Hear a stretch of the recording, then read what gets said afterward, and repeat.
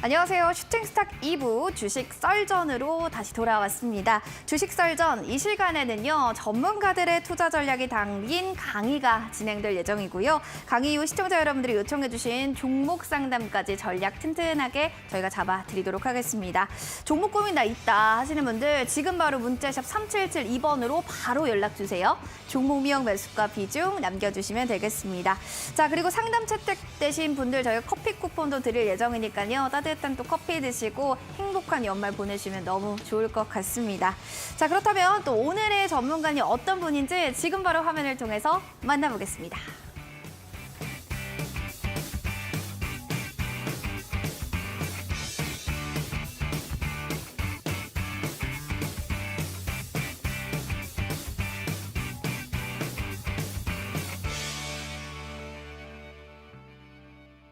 자, 오늘 또 주인공은요. 바로 한결선 전문가님과 함께하겠습니다. 전문가님 반갑습니다. 예, 안녕하세요. 반갑습니다. 네, 전문가님과 저와의 뭔가의 공통점이 있습니다. 예, 저는 뭔가요? 오늘 일일 대타로 주식설전을 처음 출연했고요. 우리 전문가님도 처음 주식설전에 출연하시죠? 예, 맞습니다. 자, 첫 출연이시라서 많이 떨리실 텐데 그래도 각오 한마디, 우리 시청자분들께 인사 한마디 좀 부탁드리겠습니다. 예, 시장이 많이 어렵습니다. 어렵지만은 또 그동안 시장을 봐왔던 그런 경험과 노하우를 추적해가지고 어려운 시장에서 좀 종목과 또 시장의 주도주 그리고 우리가 어떻게 현명하게 대처할 수 있는지 그거를 같이 풀어가도록 노력하겠고 또 좋은 종목들 많이 소개를 해서 우리 또 어렵지만은 또 수익을 낼 수 있는 그런 종목들 알려드리도록 하겠습니다. 네, 자, 우리 한결선 전문가님 많은 응원 부탁드리겠고요. 과연 어떤 또 이야기들 들고 오셨을지 썰전에 대한 이야기 하나씩 화면을 통해서 만나보도록 하시죠. 자, 오늘 장의 썰전, 제롬 파월의 말에는 힌트가 있다. 자, 시장의 향방 어떻게 될지 여기에 대한 이야기 자세하게 들어보겠습니다. 자, 그리고 두 번째 오늘 장의 썰전입니다. JP 보건 컨퍼런스 등 호재 만발, 제약 바이오주들 주목하라라는 이야기인데요. 지금이라도 좀 들어가도 되나요? 제약 바이오 궁금하신 분들 지금부터 집중해 주시기 바라겠습니다. 야, 전문가님, 제롬 파월의 말에 뭔가 힌트가 있다. 이런 또 썰전의 이야기 들고 오셨는데 산타클로즈도 제롬 파월 이야기 때문에 안 온대요, 시장에. 예, 무지하게 시끄럽죠, 지금. 네, 근데 어떤 힌트가 있다라는 말씀이신 건가요? 지금 뭐 모든 시장 어제 발표가 됐죠. FOMC가 금리 결정 이게 뭐 시장의 가장 큰 화두이고 모든 글로벌 경제 이슈들을 좀 다 차지를 하고 있는데 네. 그동안에 해왔던 발언들 물론 모든 과거의 사례가 미래에도 반복된다고 할 수는 없겠지만은 맞아요. 과거에 이런 흐름이 있었다는 거를 미래에도 우리가 어떻게 참고를 해서 앞으로 어떻게 벌어질지를 우리가 한번 생각해 보자라고 좀 그런 측면에서 말씀을 드렸는데 사실 뭐 제롬 파월 자체를 우리가 좀 이해를 하기보다는 과거의 어떤 사례 그리고 왜 이 사람이 이런 결정을 할 수밖에 없는지 그리고 미국의 연준의 어떤 향후의 방향 정책들이 뭐 미국 주식뿐만 아니고 국내 증시에도 굉장히 많이 영향을 미칠 겁니다. 이제 그런 부분들을 좀 한번 알아볼 필요가 있어서 오늘 좀 이슈 주제로 좀 정해봤습니다. 알겠습니다. 그럼 계속해서 좀 궁금한 게 일단 인플레이션의 정점이 좀 꺾이는 걸로 봐야 되는 것인가 아닌가 뭐 시장에선 또 이런 얘기들이 있는데요. 이런 것도 자세히 좀 얘기해 주시면 좋을 것 같아요. 예. 일단 오늘 주제를 정했던 거는 약간 좀 무거울 수도 있고요. 좀 답답하고 좀 재미가 없을 수도 있습니다. 그런데 중요하잖아요. 그런데 맞죠? 가장 시장을 우리 종목을 투자를 할 때 수익을 내기 위해서 투자를 하는 건데 결국은 시장이 떨어지면 종목도 떨어질 수밖에 없고 네. 또 시장이 좋고 투자 심리가 좋으면 종목도 올라갈 수밖에 없기 때문에 이제 그런 부분 측면에서 좀 말씀을 좀 드려야 될 것 같습니다.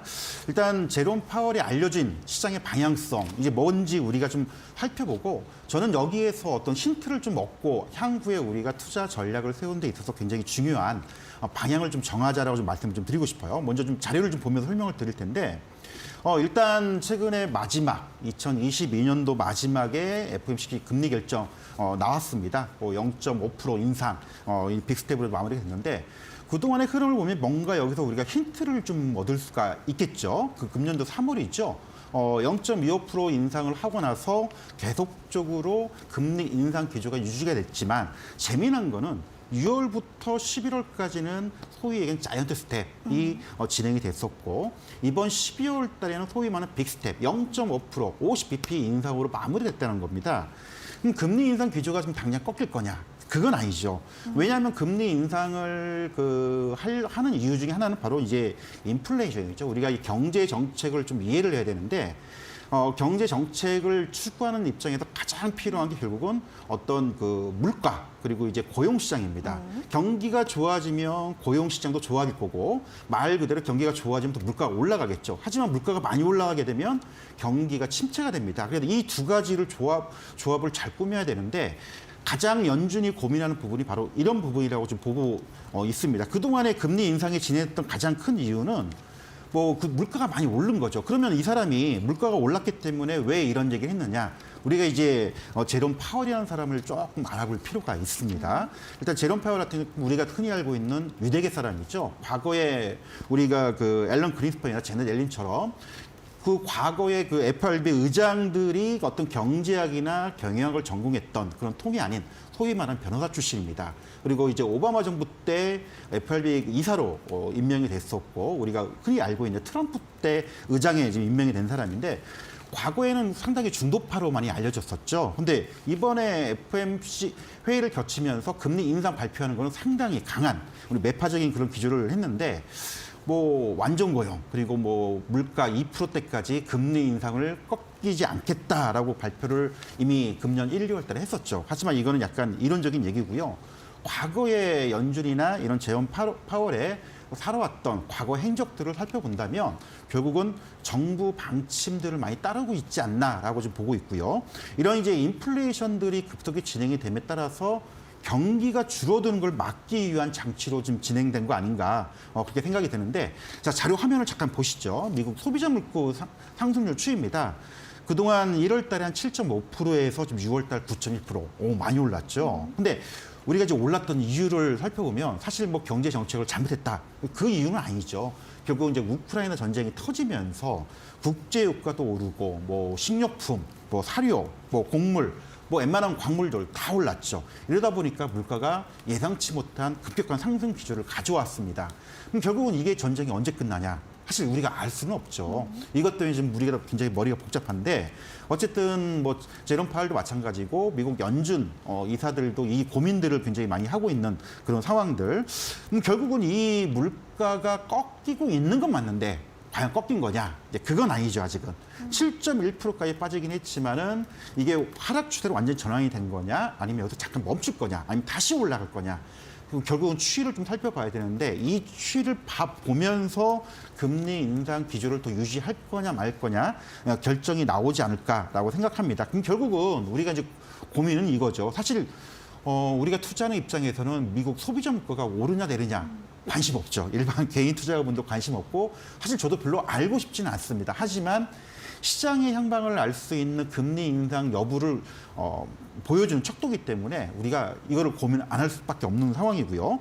결국은 소비자 물가 지수가 얼마큼 빠질 거냐에 따라서 금리 인상 기조가 어떻게 변할 건지 그리고 이제 금리 인상이 마무리가 되고 인하가 언제 될 건지 이거를 우리가 좀 생각을 해볼 필요가 있다라고 좀 말씀을 드릴 것 같아요.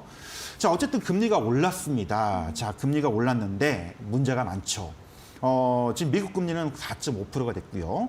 한국 기준금리는 3.25%. 물론 시장에서는 미리 반영이 됐다고 얘기를 많이 합니다. 어쨌든 미국과 한국의 금리 차이가 1.25% 차이기 때문에 이게 뭘 의미를 하느냐 상당히 심각하죠. 먼저 돈을 들고 있는 사람들은 어떻게 됩니까? 미국으로 돈을 빠져나갈 거 아닙니까? 우리나라도 금리가 높기 때문에 또 마찬가지로 국내에서 금리가 높아짐에 따라서 부동산 시장, 이 대출 금리가 올라가다 보니까 참 괴롭습니다. 특히 이제 영끌족들이 부동산 내 집 마련한다면 투자를 많이 했는데 금리가 1%씩 올라갈 때마다 이자 비용이 증가가 되다 보니까 소위 얘기해서 부동산 시장이 많이 굉장히 얼어붙고 있습니다. 금리 인상이 결국은 물가 안정, 그리고 자산 가격의 거품을 끄집어내고 안정화시키는 긍정적인 면도 있지만 결국은 외국 자본들이 이탈되는 사실 증시 입장에서는 상당히 안 좋죠. 돈들이 빠져나가다 보니까 당연히 시장도 힘들 것 같고 또 수급도 안 좋아지고 결국은 이런 흐름들이 이루어지는데 이게 우리가 참 해결할 수 있는 부분은 아니잖아요, 결국은. 그래서 요 부분들에 한국은행에서도 조만간 또 금리 인상을 할 것 같고요. 요 추이에 따라서 국내 증시가 좀 안정이 될 거냐 아니면 좀 더 추가 하락이 나올 거냐 이런 방향성을 우리가 좀 알려줄 수가 있다라고 좀 말씀을 좀 드려야 될 것 같고요. 자, 가장 키포인트는 이겁니다. 사실 금리 인상, 사실 저도 이쪽 전문가가 아니어서 뭐 정확하게 알 수는 없습니다. 하지만 대략적인 우리가 추이를 알 수는 있겠죠. 과연 이번에 금리를 올렸는데 어디까지 갈 거냐? 이 고점대가 아마 증시가 저점일 가능성이 굉장히 높다라고 좀 보고 있습니다. 왜냐하면 금리를 더 고금리를 유지를 하겠지만은 추가적으로 올리지 않는다면 시장은 반응하거든요. 그럼 결국은 미국의 10년물 채권 금리도 하락하게 되고 이렇게 되면 다시 증시로 자금들이 강하게 유입될 수가 있는데 자, 이 시점이 과연 어느 정도 될 거냐? 이거는 뭐 정확한 시점 우리가 알 수는 없지만 대략적으로 내년 한 4월, 5월 늦어도 상반기 내에 끝나지 않을까. 물론 당분간 상승 기조는 유지가 될 겁니다. 하지만 추가적으로 금리를 올리지만 않는다라면은 시장은 이제 안정화되겠죠. 우리가 가장 힘들고 또 증시가 어려웠던 거는 결국은 미래의 일을 어떻게 될지 알 수가 없다는 게 가장 큰 문제였겠죠. 그래서 이런 부분들을 좀 봤으면 좋을 것 같고요. 자, 그리고 이제 기존 코멘트를 우리가 좀 봐야 될 것 같은데 자, 아까도 잠깐 설명드렸지만 뭐 인플레이션 물가 뭐 2%대까지 유지를 하겠다. 근데 제가 볼 때는 한 5%대 떨어지면은 이제 중단하지 않을까라고 이제 개인적으로 좀 생각이 들고요. 다음은 이제 우리가 이거는 이제 제가 참고적으로 좀 설명을 드리는 내용인데 이제 가장 고전적인 경제학 이론입니다. 우리가 이제 경기 순환 사이클 보통 재고 자산들 같은 경우도 2, 3년 주기로 오르락내락 하거든요. 여기 자료를 보신 바와 같이 이제 소위 얘기해서 키친 파동이라고 보통 얘기를 많이 합니다. 대표적인 게 이제 재고 뭐 물건이 안 팔려가 재고가 많이 쌓이면 경기가 안 좋아지겠죠. 또 물가가 올라가고 내려가고 그다음 통화량도 이 금리 정책에 의해서 변화가 되는데 이런 키친 파동이 보통 짧으면 1년 반 주기 또 길면 3년 주기라고 볼 때 과연 이번 금리 인상과 증시의 방향성 내년 상반기는 좀 어렵겠지만은 분명히 하반기 때는 나아질 수 있는 가능성을 우리가 좀 염두에 둘 수 있는 이런 이론적으로 볼 수 있겠고요. 가장 이제 키포인트는 바로 이 부분입니다. 과거 사례를 보고 우리가 참고를 좀 해볼 텐데요. 이 과거에 이제 2015년부터 2019년도까지 금리 인상 이후 금리 인하 시기가 있었습니다. 이때는 뭐 다 알다시피 이제 그 글로벌 금융위기가 이후에 무제한적인 양적 완화 이후 그다음에 자산 거품들이 일어나면서 이걸 막기 위해서 선제적으로 금리 인상을 시켰고 2018년도에 경기가 상당히 안 좋아졌었죠. 이러다 보니까 금리 인하를 시켰는데 자, 증시 흐름을 잠깐 보면요. 여기서 이제 미국의 다우 지수 보라색의 이 흐름을 지금 보면 우리가 좀 이해를 할 수가 있는데 2019년도 마지막 금리 인상이 되고 고금리를 유지했을 때 증시가 뭐 크게 빠진 이후 오히려 고금리가 유지될 때 증시는 올라갔던 부분들이 있죠. 그럼 과연 앞으로 2022년도와 2023년도가 지금 진행이 되고 있는데 이게 어떻게 될 수가 있느냐. 결국은 가장 키포인트는 4, 5년도 이때가 좀 될 것 같지 않나라고 좀 보고 있습니다. 그래서 이런 부분들을 우리가 봐야 될 것 같고요. 결국은 우리가 투자 전략, 가장 이게 핵심 포인트죠. 상반기 때까지는 좋지는 못할 겁니다. 따라서 우리가 소위 얘기해 경기 민감주라고 하죠. 이런 것들은 좀 보수적인 전략을 좀 가져가야 될 것 같고 시장이 좋을 때는 바이앤드 홀딩이라고 하죠. 쭉 들고 가기 때문에 들고 가는 전략이 맞지만 아직은 시장이 안정이 된 게 아니기 때문에 어떤 약세 혹은 횡보장의 흐름 가능성을 염두를 해두고 좀 지수 관련 방어주들 특히 이제 음식료나 화장품 뭐 이런 내수주 중심으로 좀 접근을 하고 2분기부터는 어떤 바닥권을 염두에 둔 전략들을 우리가 좀 가져가는 게 좋지 않을까라고 좀 정리해서 말씀을 좀 드리고 싶습니다. 금리 인상 시기에 어떤 좀 투자 전략이 필요한지에 대해서 또 자세하게 얘기해 주셨습니다. 시장의 향방들도 또 이렇게 시나리오 적어주신 만큼 잘 체크해 보시면 좋을 것 같습니다. 자, 그리고 또 오늘 장의 썰전 두 번째 어떤 또 내용일지 강의 주제 정리 좀 해보도록 하겠습니다. 살펴보시면은 또 오늘 같은 경우는 JP모건 컨퍼런스 등 호재만발 제약 바이오주들을 주목하라라는 또 이야기를 해주셨습니다.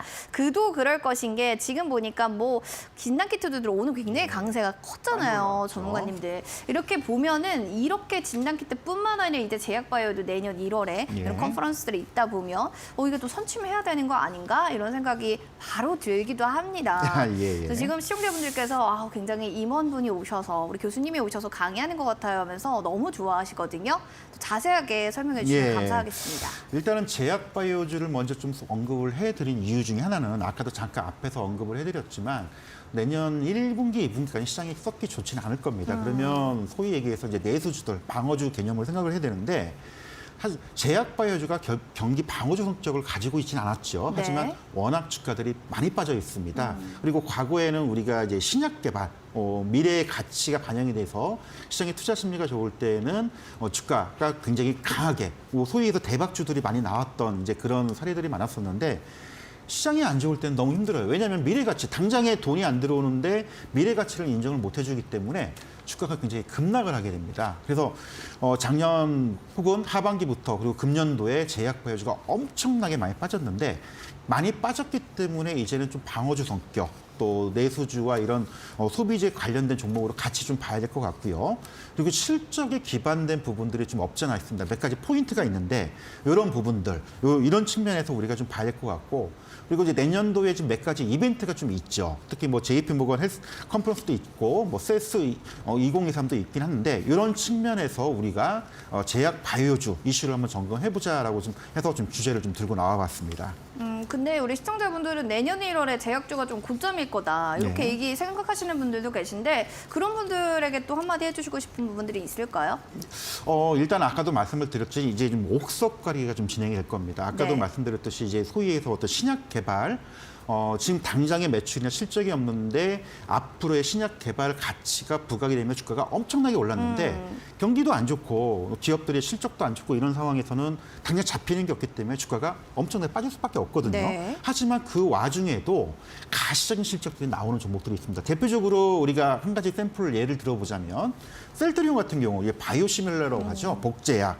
네. 이거 같은 경우에는 불과 4, 5년 전만 하더라도 이거 사기라고 했어요. 말 그대로 신약을 개발하는 게 네. 아니고 기존에 특허 만료된 약들을 복제를 해서 만드는 회사가 돈이 될 거냐. 네. 이거 다 가짜 아니냐, 사기 아니냐. 말들이 되게 많았었는데 지금은 사기라고 얘기하는 사람은 없죠. 네. 오히려 실적만 좋습니다. 예를 들자면 그런 부분들이죠. 단순하게 어떤 미래 가치만 부각되기보다는 가시적인 실적들이 나오고 있는 그런 종목들은 우리가 충분히 볼 수가 있다라고 말씀을 드릴 수 있고요. 또 일부 종목들 같은 경우에는 워낙 많이 빠졌습니다. 네. 금년 1년 동안에 뭐 어떤 종목 같은 경우는 거의 한 뭐 60%, 70% 이런 종목들이 워낙 많다 보니까 낙폭과의 측면에서는 충분히 노려볼 수가 있는 그런 전략도 우리가 생각해 볼 수 있고요. 또 하나 시장적인 측면을 본다면 아까도 말씀드렸잖아요. 상반기 때에는 금리 인상 기조가 계속 유지가 될 경우 시장이 당장 올라가진 않는다. 그럼 결국은 약세나 박스권 오르락 내리락하는 장세 속에서 우리가 좀 안정적인 투자를 하는 그런 측면에서는 많이 빠진 종목들의 저가 매수를 해야 설사 빠진다 하더라도 리스크가 없고 반등의 기회를 노릴 수 있는 그런 측면으로 이게 제약 바이오를 좀 보고 말씀을 드려야 되지 않을까라고 해서 오늘 이 주제를 좀 가지고 나와봤습니다.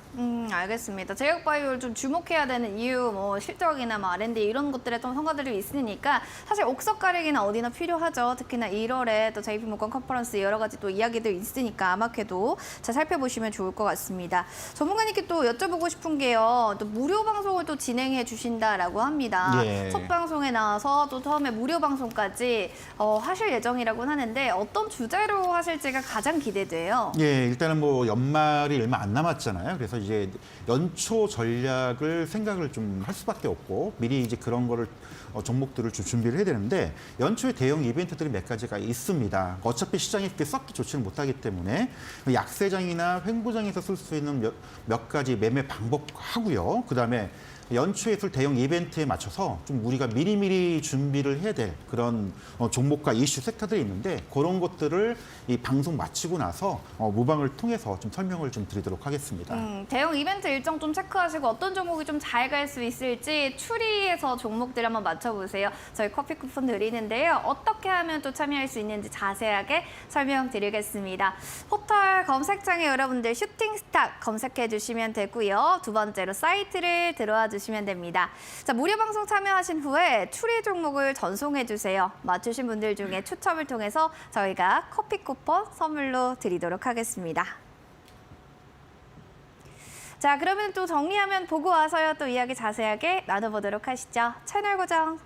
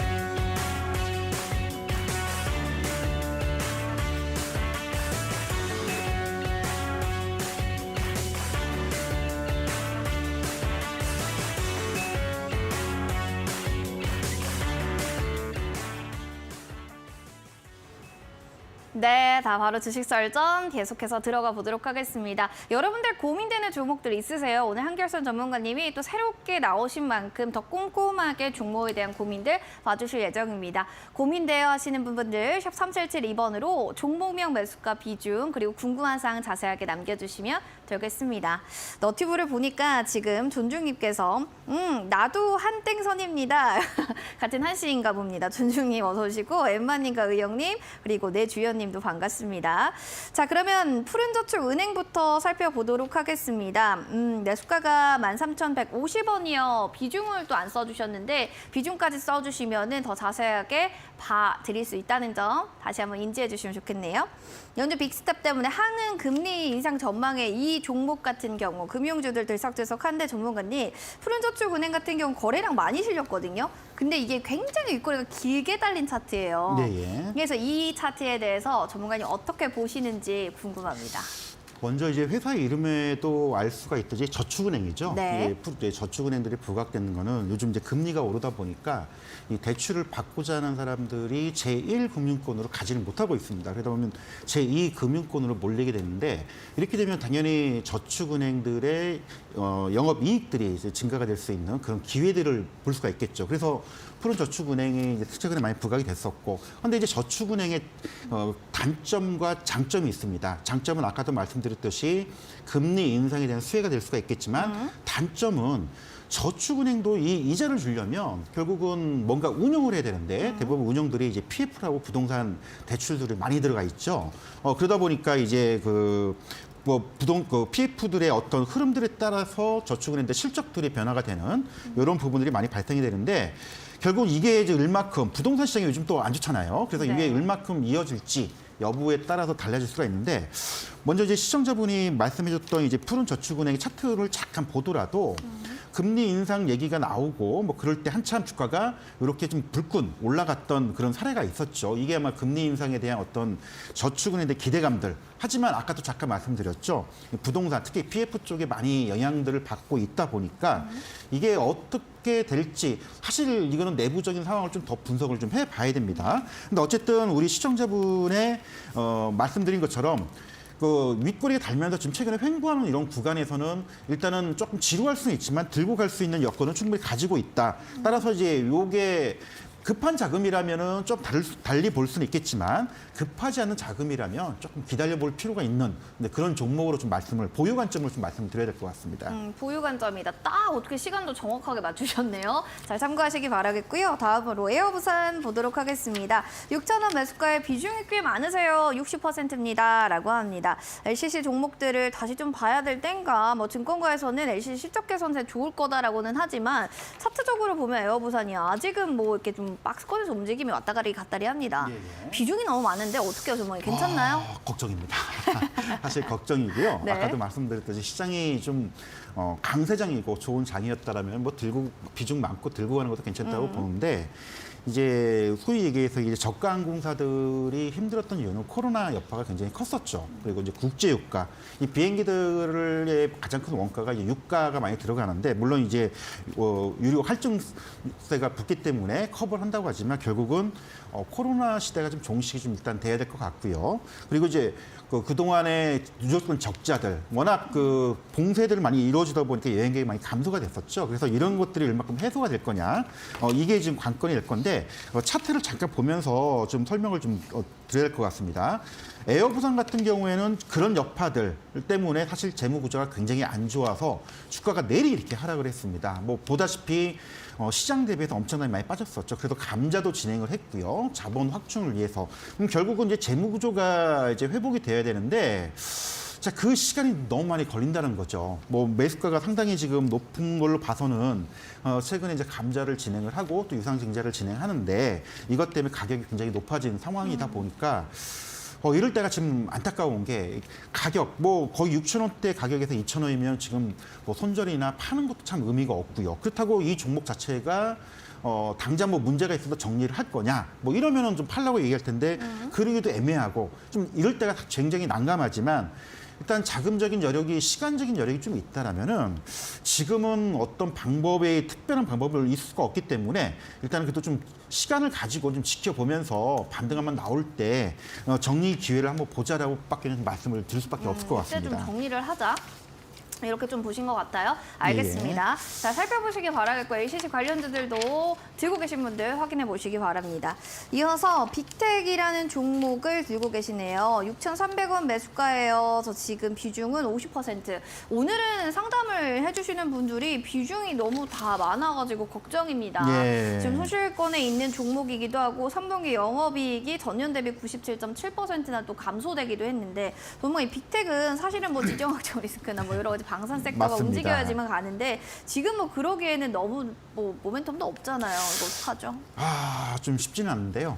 방산 원래 이제 약간 테마주성으로 많이 움직여요. 뭐 북한 맞아요. 미사일이나 어떤 전쟁 관련된 왜냐하면 이제 이게 통신 장비 같은 경우 방산 쪽으로 많이 공급이 되다 보니까 이쪽이 부각이 되는데 그렇다고 실적이 썩 좋냐? 그것도 아닌 상황들 따라서 약간 테마주성으로 움직이는 종목이라서 중장기 투자를 하기에는 조금 썩히 좋은 정보는 아니라고 보여집니다. 다만 이제 매수가가 6,300원이면 지금 오늘 종가가 5,380원. 손실 중인데 비중이 또 50%예요. 너무 많아요. 예, 너무 많아서 이게 좀 문제이기 때문에 지금 뭐 다 팔기는 조금 뭐 의미는 좀 없을 것 같고요. 일단 기술적 반등이 한번 나올 때가 있을 겁니다. 대신 시간이 좀 필요할 수가 있어요. 그래서 그때 비중을 좀 줄이던가 아니면은 매수가 부근이 좀 올라오면 또 더 좋은 종목들, 뭐 테마주 같은 경우는 원래 짧게 끊어치는 치고 빠지는 매매지 들고 가는 전략은 아니기 때문에 그런 관점에서 좀 말씀을 드리고 싶습니다. 네, 알겠습니다. 관점에 또 차이겠지만 치고 빠지기 전략들 잘 한번 대응해 보시기 바랍니다. 항상 응원하겠습니다. 자, 그럼 다음 사연 보겠습니다. 신테카 바이오 매수가 15,500원의 비중이 또 50%입니다. 이 종목 역시도요.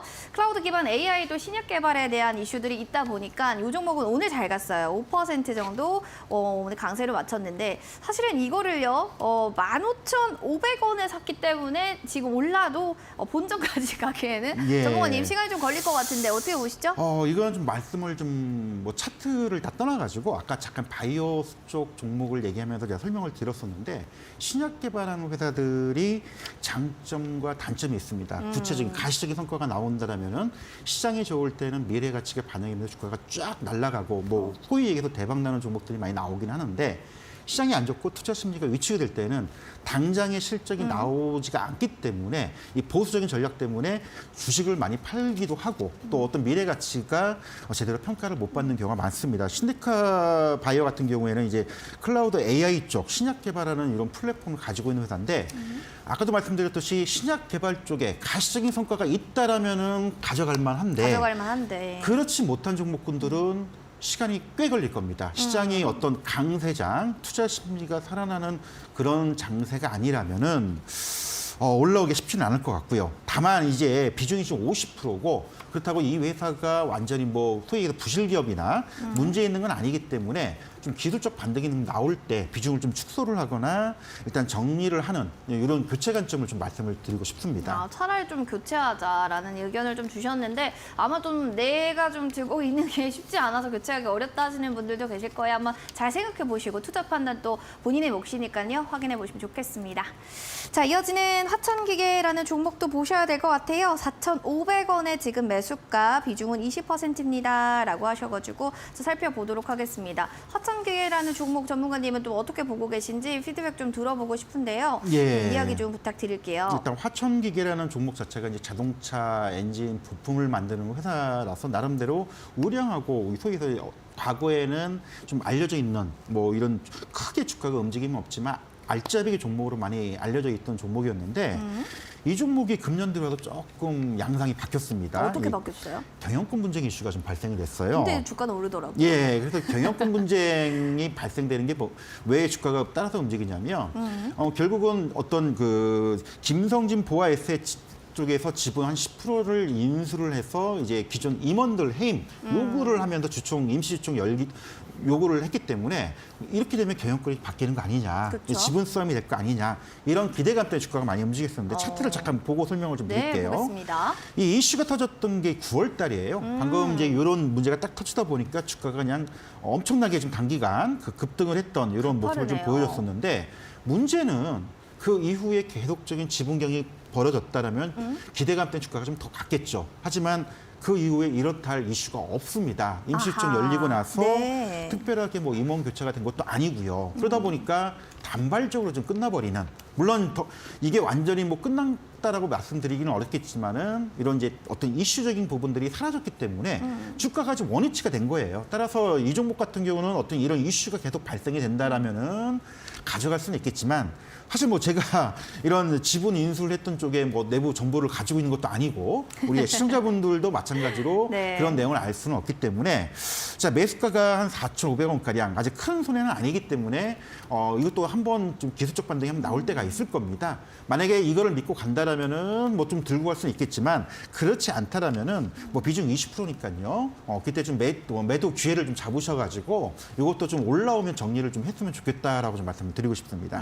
알겠습니다. 좀 올라오면 좀 정리 좀 하자라는 전략으로 경영권 분쟁에 대한 이슈들도 있는데 우리가 또 내부 사정을 잘 모르잖아요. 그럴 때 투자에 대한 유의가 필요하다라는 점도 한 번 더 인지해 주시면 감사하겠습니다. 자, 그럼 다음 사연으로는 위니푸드 보도록 할까요? 매수가 1,400원 정정합니다. 1,400원에 비중 20%. 지금은 1,165원이니까 조금 더 힘을 낸다면 뭔가 본전까지는 올 수 있을 것 같아요. 윗꼬리가 워낙 많이 달린 차트들이다 보니까 전문가님 좀 무섭습니다. 예. 포도나무랑 또 이제 결합하면서 뭔가 건강 기능에 예. 대한 식품들을 좀 출시한다라는 이야기들도 있는데 이게 또 중국도 관련해서 또 이렇게 엮이다 보니까 예. 투자하시는 분들도 어려울 것 같고요. 어떻게 보세요? 예, 이게 뭐 회사 내용을 보면 우리가 쉽게 이해를 할 수가 있을 겁니다. 융이푸드가 이제 닭 가슴살 만드는 네. 회사거든요. 결국은 이제 닭고기 가격이 올라가게 되면 이익이 축소가 되고 또 이제 닭 가슴살이 많이 그 수요가 필요로 했던 거는 우리가 이제 다이어트 열풍이 불면서 또 이제 헬스 열풍이 불면서 이쪽 시장이 굉장히 급격히 성장하면서 좀 부각이 됐었는데 문제는 이 닭 가슴살 시장도 이제 중국산 제품이나 해외 어떤 그 경쟁 업체들이 난립을 하다 보니까 과거처럼 수익을 낼 수 있는 시장이 조금 지나가고 있는 그런 과정을 겪고 있습니다. 그러다 보니까 윙이푸드 주가도 최근에 이제 계속 좀 하락을 하게 돼 있고 또 닭고기 가격 상승에 따른 부담도 가지고 있게 되고 그러다 보니까 주가도 좀 최근에 좀 재미는 없죠. 연초에 잠깐 움직였다가 지금 뭐 거의 1,000원까지 내려오고 지금 1,165원. 아직 그래도 다행히도 우리 시청자분이 손실은 아닙니다. 손실이 아니기 때문에 1,140원이면 뭐 들고는 가겠지만은 당장 큰 주가 상승을 좀 기대하기는 조금 어렵지 않나. 뭐 일단 단기적으로 우리가 이제 가끔 이제 그런 경우도 있죠. 이제 닭 가격 인상이나 인하 뭐 이런 이슈들 또 사료 가격이 올라간다 내려간다 이런 이슈에서 주가가 좀 변동이 나올 수가 있습니다. 이제 그럴 때는 단기적으로 좀 치고 빠지는 건 괜찮지만은 당장 뭐 이 종목이 큰 실적을 뭐 부각이 돼서 주가가 좀 크게 움직일 수 있는 그런 여건은 아니기 때문에 좀 단기적인 흐름으로 좀 올라왔을 때 좀 이익 내고 나오는 전략으로 좀 말씀을 드리고 싶습니다. 알겠습니다. 다이어트의 동반자도 닭가슴살이다. 이렇게 양갈비님이 피드백 주셨는데 잘 참고하시길 바라겠고요. 종목 상담 나도 받고 싶었는데 놓친 것 같아요 하시는 분들 다음 주에도 종목 상담 계속 이어지니까 노란톡방 들어오셔가지고 종목 고민들 올려주시길 바라겠습니다. 그럼 저희 잠시 뒤에 다시 찾아올게요.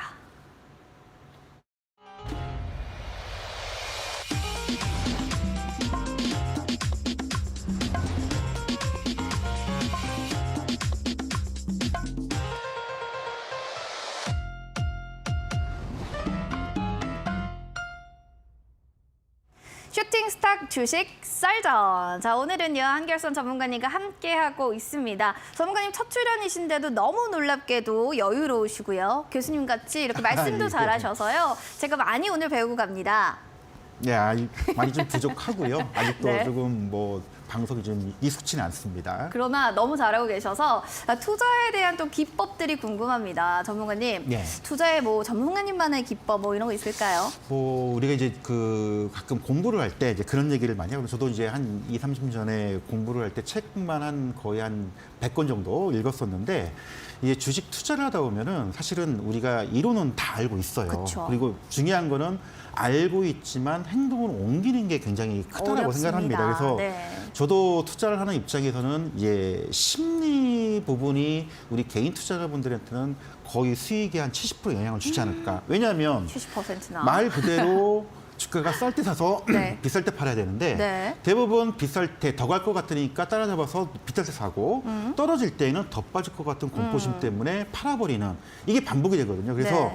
나중에 이제 기회가 된다라면은 그런 어떤 심리를 극복할 수 있는 몇 가지 방법들 그걸 좀 설명을 좀 드리고 싶고요. 너무 그리고 좋아요. 이제 이거를 우리가 어떤 단순하게 생각만으로 하는 게 아니고 어떤 지표, 신호를 가지고 매매를 하는 그런 방법들이 있습니다. 그런 신호들을 좀 설명을 드릴 텐데 가장 뭐 그 기술적인 매매를 떠나가지고 아까도 잠깐 방송 초에 얘기를 했듯이 시장 흐름에 따라서 기본적인 종목들의 어떤 대응 전략이 좀 달라질 수가 있을 것 같아요. 왜냐하면 저도 이제 지인분들이나 많은 분한테 얘기를 듣는 게 과거 우리가 이제 팬데믹 이후에 우리 동학개미혁명이 불면서 수많은 이제 초보 개미분들이 많이 이 주식시장을 시작하겠다고 뛰어드신 분이 굉장히 많습니다. 네. 뭐 거의 한 번도 안 해보신 분들이 굉장히 많았을 텐데 상승장에서는 다 누구나 돈을 벌거든요. 그렇죠. 그런데 문제는 하락장에서는 대응, 리스크 관리, 이 지키는 싸움을 해야 되는데 이제 처음 경험을 하다 보니까 되지는 못했던 이런 부분들.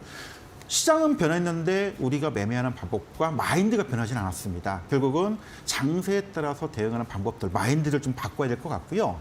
가장 우리가 기초적으로 얘기를 많이 하는데 모든 시장도 그렇고 종목도 그렇고 잘 갈 때는 그냥 바이앤홀딩입니다. 내가 매수하고 가만히 내버려두면 주가는 가게 되어 있습니다. 괜찮은 종목들일 경우. 하지만 시장이 아까 약세장, 하락장, 횡보장일 경우에는 어떻게 되겠습니까? 계속 가지 않기 때문에 올랐다 내렸다를 반복을 하는데 많이 빠진 종목들은 밑에서 좀 잡고 적당히 올라오면 좀 팔고 그래야 수익이 날 수 있는 그런 부분들. 아니면 차라리 내가 한 3년에서 5년 들고 가겠다. 이런 분들이라면 뭐 충분히 내년 상반기 때 분할 매수해가지고 한 3에서 5년 들고 가는 전략도 나쁘진 않겠지만 저도 개인적으로 봤을 때 한 3년 이상 들고 가시는 분들이 많지는 않더라고요. 수익이 났을 때 들고 갈 수는 있지만 내가 마이너스 손실을 봐가지고 3년 이상 들고 가시는 분들도 굉장히 고통스럽기 때문에 이런 이제 짧게 대응하는 이런 매매 전략들, 시장 장세에 따라서 매매 방법 달라질 수 있다는 점, 요거를 좀 말씀을 드리고 싶습니다. 시장 장세에 따라서 좀 많이 달라지고 특히나 또 투심, 우리의 또 마음의 컨트롤이 가장 또 필요한 시점이니까요. 여러분들 70%나 차지한다고 하네요. 어떻게 하면 또 마음 다스리는지 이런 것도 잠시 뒤에 또 전문가님 나중에도 알려주실 겁니다. 잘 판단해 보시기 바랄게요. 자, 전문가님이 내년에 성투 초석 다지기라는 또 온라인 무료 방송이 있답니다. 전문가님과 함께 하고 싶어요. 이런 무료 방송도 원하고요. 다양하게 또 주식에 대한 정보들도 받아보고 싶어요 하시는 분들 샵 3772번으로 한결선 보내주시면 노란 톡방 들어갈 수 있는 링크 제공해 드릴게요. 전문가님, 네, 이제 온라인 무료 방송 때 내년에 청투할 수 있는, 초석 따질 수 있는 또 일정들을 다 알려주시는 건지 또 무료 방송에 대한 얘기 좀 들어보고 싶네요. 예, 무료 방송에서는 아무래도 이제 방송 시간이 짧다 보니까 조금 더 설명드리고 좀 못했던 부분이 좀 있습니다. 네. 그런 부분들을 좀 자세하게 좀 설명을 드리고 싶고요. 그리고 이제 종목 대응 방법들 아까도 잠깐 설명드렸지만 그런 세부적인 내용들을 아무래도 무료 방송 때 몇 가지 방법들 한 두세 가지 정도 기본적인 거 좀 알려드리고 그거를 뭐 단순히 아는 게 중요한 게 아니고요. 이거를 실전에 응용할 수가 있어야겠죠. 응용하는 어떤 요령들이 좀 있습니다. 그거를 이제 무료 방송 때 좀 설명을 좀 드리도록 하겠습니다. 네, 방송 직후 또 밤 9시부터 또 한결서 전문가님 만나보실 수 있으니까요. 온라인 무료 방송 들어보고 싶습니다 하시는 분들 지금 포털 검색창에 슈팅스탁 검색하시면 되겠습니다. 들어오셔가지고요. 또 슈팅스탁 안에서 또 다양하게 추리를 해보세요. 어떤 종목들이 또 그렇게 갈 수 있을지 또 들어가셔서 온라인에도 또 추리해보시면 커피 쿠폰도 드린다고 하니까요. 여러분들 신규 전략 종목 꼭 맞춰보시기 바라겠습니다. 자, 그러면 도전 상한가 코너를 통해서 또 우리 잠시 뒤 이야기 나눠봐야겠죠. 잠시만 기다려주시기 바랍니다.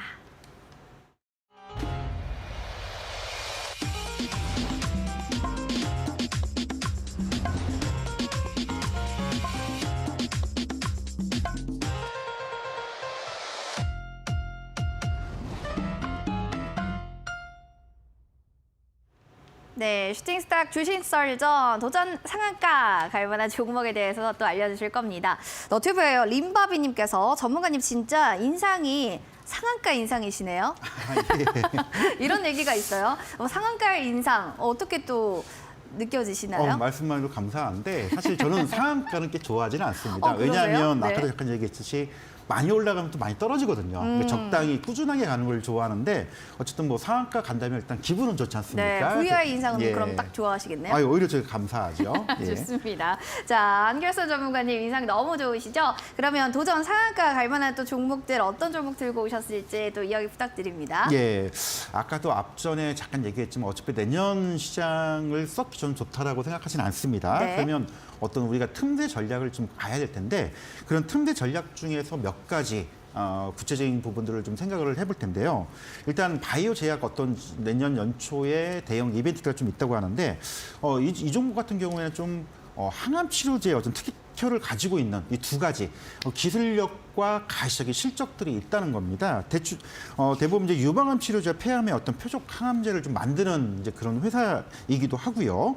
단순하게 이런 기술력을 가지고 있다라면은 저도 좀 좋게 보진 않았을 겁니다. 하지만 지금까지 한 총 5건 정도의 어떤 기술 수출 계약들이 이미 체결이 됐고요.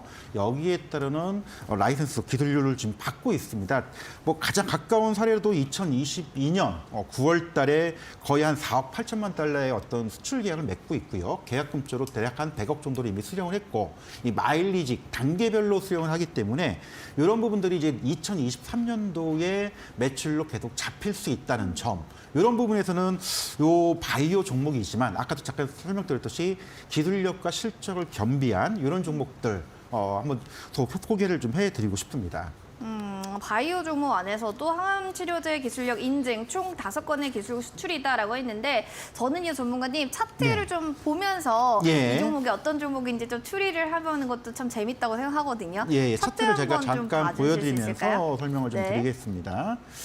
자, 이 종목 같은 경우 시장에 많이 알려진 종목은 아닙니다. 뭐 대충 우리 기술적인 차트를 좀 보더라도 2022년 6월 달에 상장이 되고 나서 장 초기에는 좀 부각이 됐지만 그 뒤로 주가가 좀 많이 빠졌었죠. 근데 엄밀히 생각해보면 6월 달에도 시장이 굉장히 안 좋았고요. 바이오 종목들이 엄청나게 급락을 할 때, 이게 소위 얘기해서 좀 지질이 복도 없는 종목이다라고 지금 말씀을 드려야 될 것 같은데 네. 상장 시기가 좋았다라면 제대로 좀 평가를 받고 상장 초기에 조금 크게 움직임을 보였을 텐데 이제 그러지 못했다는 점, 요거를 좀 우리가 생각을 해봐야 될 것 같고요.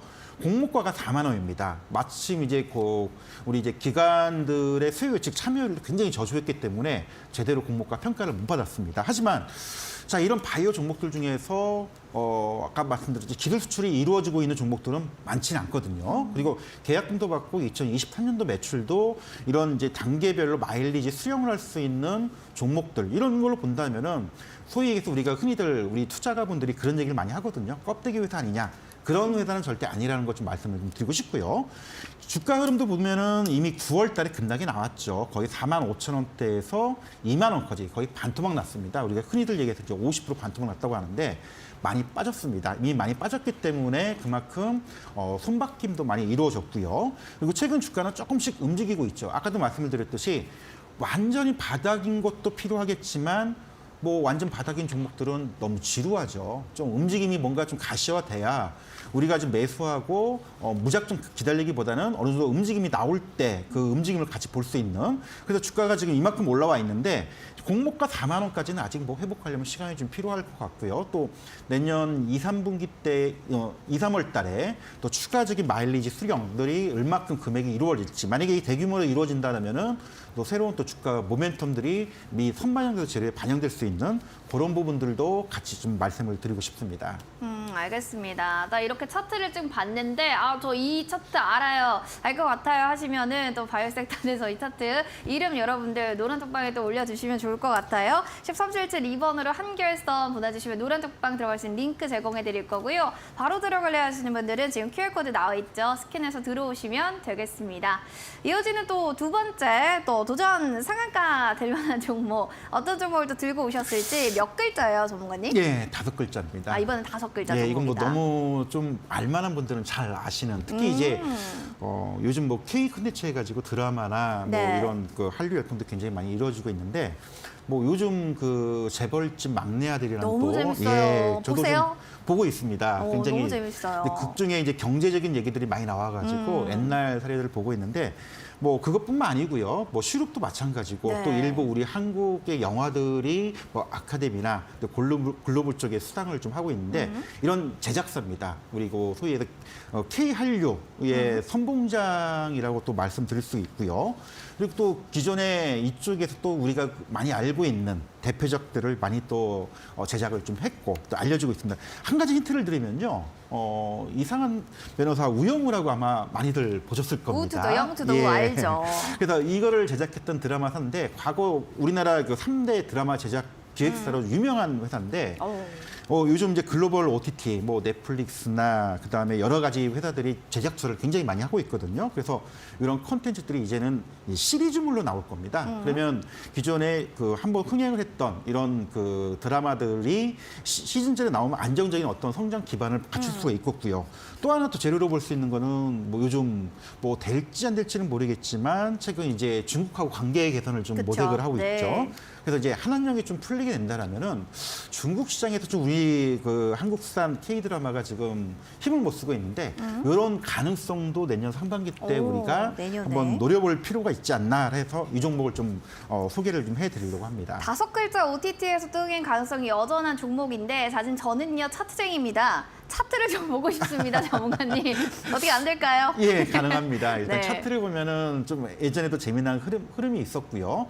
최근에도 주가 흐름이 조금 움직임 나오고 있습니다. 조금 길게 볼게요. 네. 자, 금년에 시장이 워낙 안 좋았기 때문에 드라마 쪽이나 여러 가지 뭐 코로나도 있었지만 이미 6월 달에 주가가 뭐 17,000원까지 내려갔던 적이 있었죠. 요때가 이제 소위 얘기해서 이상한 변호사 우영우가 최대 히트를 치면서 주가에 선반영되면 주가가 크게 올랐던 종목입니다. 근데 그 이후에 좀 조용했죠. 뭐 흥행작이 또 나와야 되는데 없다 보니까 또 시장도 안 좋고 그러다 보니까 실망감이 남으면 다시 또 빠졌습니다. 그러다 2만 원대에서 지금 야금야금 올라서고 있는데 자, 이것도 아까 잠깐 말씀을 드렸듯이 연초에 시리즈물들이 지금 런칭 준비를 좀 하고 있죠. 그리고 중국이라는 물론 언제가 될지는 모르겠지만 지금 뭐 최근에 뭐 중국의 왕이 외교부장이나 또 시진핑의 또 국내 방한 가능성들 또 이런 한한령의 해제될 가능성들 이런 재료 모멘트도 우리가 좀 생각을 좀 해야 될 것 같고요. 꼭 중국이 아니더라도 뭐 글로벌 OTT 사이트에서 이런 또 한국산 드라마들이 히트를 치게 된다면은 굉장히 많이 반영이 될 겁니다. 그래서 요 종목 우리가 좀 많이 알려져 있지만 최근에 수급도 굉장히 좀 좋은 상황이기 때문에 이것도 좀 말씀을 좀 드리고 싶습니다. 알겠습니다. 자, 도전 상한가 5글자의 종목 OTT 관련주 또 차트 보시면서 궁금한 점 있으신 분들 바로바로 노란톡방에 들어오셔서 샵 3772번 한결선 보내주시면 됩니다. 온라인 무료 방송도 또 준비되어 있으니까 밤 9시에 함께해 주시면 되겠고요. 오늘 전문가님 여기서 마무리하고 또 주식설전 여러분과 함께 인사드리도록 해야 되겠습니다. 자, 본 프로그램 투자 판단에 대한 도움 말씀 드리고 있습니다. 다만 해당 가치에 대한 상승, 하락 보장하지 않는다는 점 꼭 기억해 주시기 바랍니다. 행복한 저녁 보내시고요. 저희는 다음 이 시간에 인사드릴게요. 시청해 주신 여러분 고맙습니다.